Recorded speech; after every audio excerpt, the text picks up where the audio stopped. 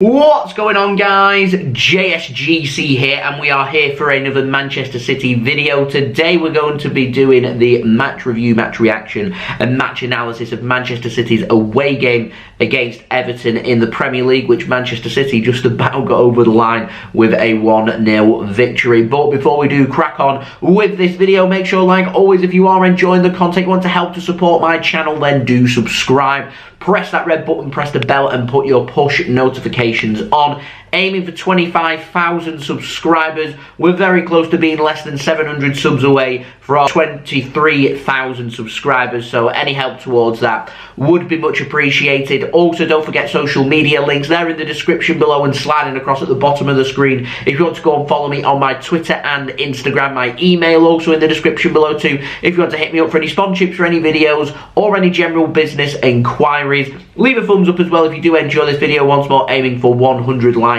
And also, don't forget, most importantly, let me know your thoughts in the comments below of what you made of this victory for Manchester City. In particular, that penalty incident involving Rodri's handball. What's your thoughts? Let me know in the comments below. I'm going to dig a little bit deeper in this video into that. But before I do want to go over the other talking points for this game. Now, firstly, that first half was very flat from Manchester City. I thought Manchester City lacked a little bit of confidence. I thought Everton were taking the game well to Manchester City, and Everton looked like they were starting to grow in confidence, and this was going to be a very tricky away game for Manchester City. Now, under normal circumstances, Everton would be more than happy for Manchester City to win this game because, quite frankly, it puts a dent in Liverpool's title aspirations, and I'm sure there's nothing more than Everton would like when they've got nothing to play for than denting Liverpool's title aspirations. However, they're currently sitting very close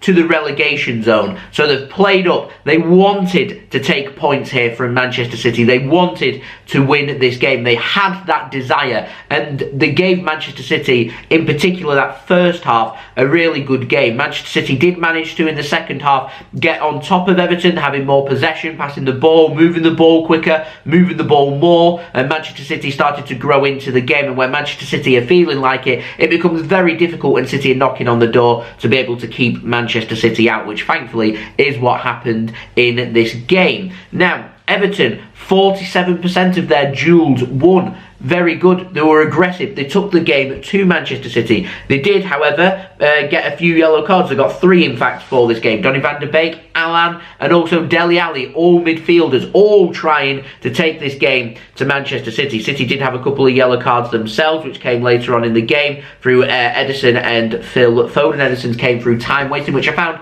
very frustrating because time and time again, when teams are happy with the result that they've got against Manchester City at that time in the game, they get warning after warning after warning. Yeah, Ederson, no warning, just immediate yellow card. Inconsistencies, it's very frustrating. It's not the first time, I don't think, in this video I'm going to mention the word inconsistent. Now, like I said, in the second half, City much better. It enabled us to have 67% possession overall in this game. It allowed us to have 13 shots, 8 on target with a goal. Everton, just 6 shots, 2 on target, challenging Ederson a couple of times. I think they were pretty disappointed with that. It also allowed Manchester City to have just under 700 passes, 676 passes at a pass completion rate of 88%. Now, City normally like to look around 90%, so a little bit below where Manchester City would like it to be. Everton over very respectable 320 passes with a pass completion rate of 76%, which isn't too bad, and Frank Lampard, in my opinion, has got Everton playing some good stuff, and I think if they can challenge and battle as much as what they did in this game, in every game from now until the end of the season, I do not think that Everton will be relegated. But the problem that they're looking at now is they're just 1 point clear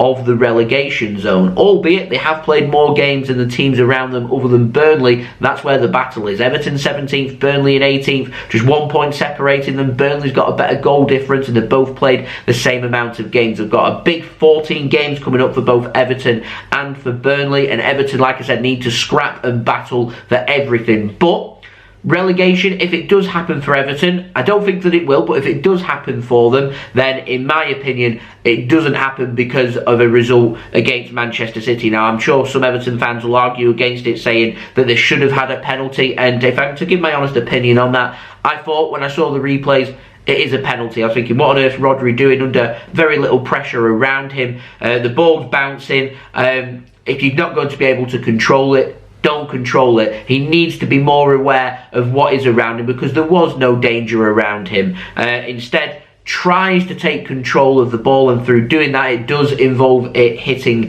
his arm. His arm is away from the body. I've heard different accounts of why the penalty wasn't given. Some have said that it's in that little suspect area of, is it handball or isn't it, because it's on the upper part of his arm. His arm's basically out here and it hits here. They're saying that it's the upper part of his body. In my personal opinion, this is why referees and the VAR should be mic'd up, so you can hear exactly what they're saying, so you can understand the decision, so you can maybe accept the decision or not accept the decision, depending on which side of the fence you are on. But this is why they should be mic'd up, so they can explain why that decision wasn't given. In my opinion, I think that this wasn't given because the referee hasn't given the penalty in the first place, and I think that VAR have had a look at it and thought, actually, we don't think it's enough for us to overturn it for a penalty. Now, if a penalty had been given for handball, I do not think that VAR would have overturned that decision either. But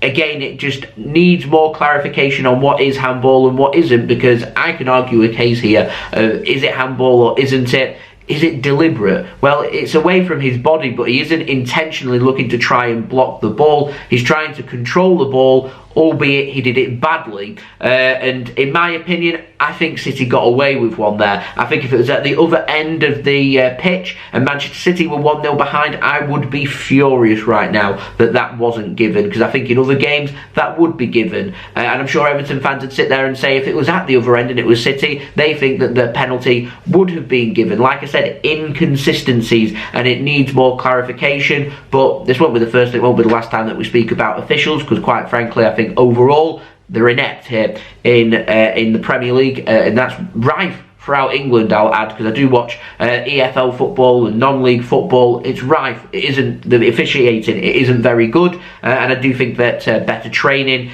even if they're to bring in top officials from other countries into the Premier League is one of the best leagues in the world. We need better officiating than this, and I can understand now why Everton do have a bitter taste in their mouth. Now, I do, overall, throughout the game, I think Manchester City deserved to win this game, considering we've had more shots, more possession, took the game to Everton and had a very good second half performance, and would have had points taken away from us through a very silly mistake. I don't think Everton did enough to warrant them getting a point in this game. I did think Manchester City did enough to win this game, and I think 1-0 is a fair reflection on this game. And it comes as no surprise that City huffing and puffing, not making things happen, that it comes about through a couple of deflections, and Phil Foden acts quickest, reads it fast and taps it. Well, Jordan Pickford stood absolutely no chance and puts it near enough into the empty goal to give Manchester City the 1-0 lead in the 82nd minute. And we're thinking to ourselves now, phew, we got away with one. But the most important thing, I said it in my preview, the most important thing from this game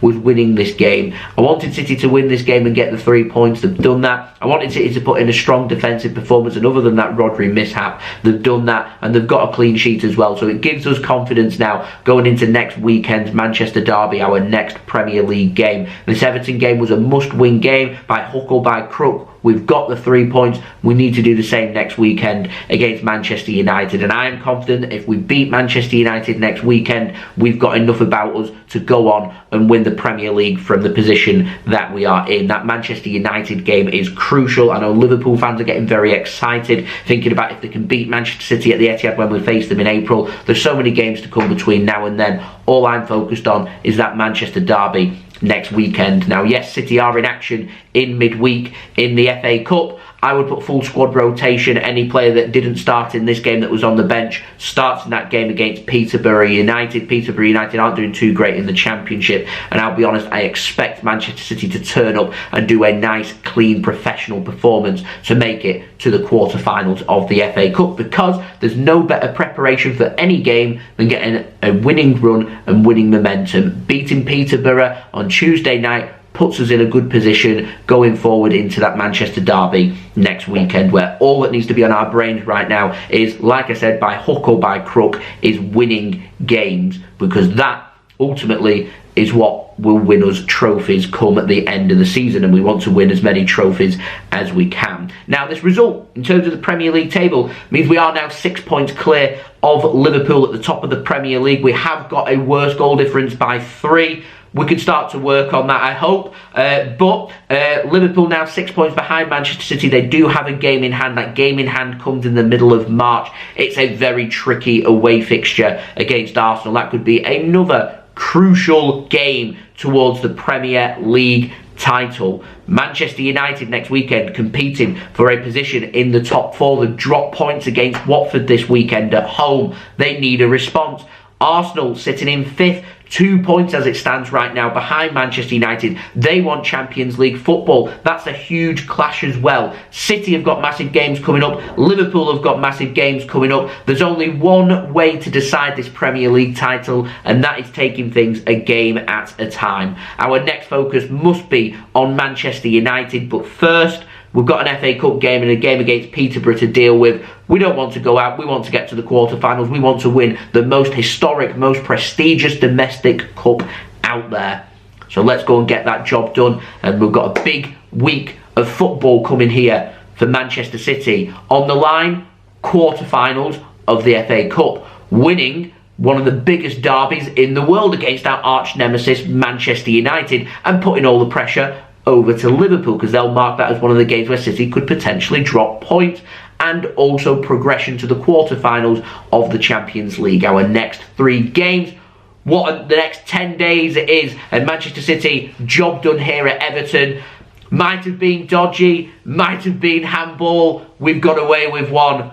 We move on. Commiserations there to Everton. Like I said, I don't think they'll go down. I think Frank Lampard will keep Everton up as long as they keep battling and working hard. So there we go. They're my thoughts. Let me know your thoughts in the comments below. Also, don't forget as well to leave a thumbs up if you do enjoy this video. Like goal 100 likes, so any help towards that would be much appreciated. Also, don't forget as well, if you're new around here and you haven't already, then do subscribe. Press that red button, press the bell, and put your push notifications on. Plenty more football and Manchester City content to come. I'll be back again tomorrow with another video, the preview of that FA Cup game against Peterborough. We'll be doing a live watch-along live stream for you guys for that Peterborough game and the weekend's game in the Manchester Derby. We have the build-up towards that. Loads of football and Manchester City content to come, so do make sure you have subscribed if you haven't already. Also, don't forget as well, social media links, they're in the description below and sliding across at the bottom of the screen if you want to go and follow me on my Twitter and Instagram. My email also in the description below too, if you want to hit me up for any sponsorships or any videos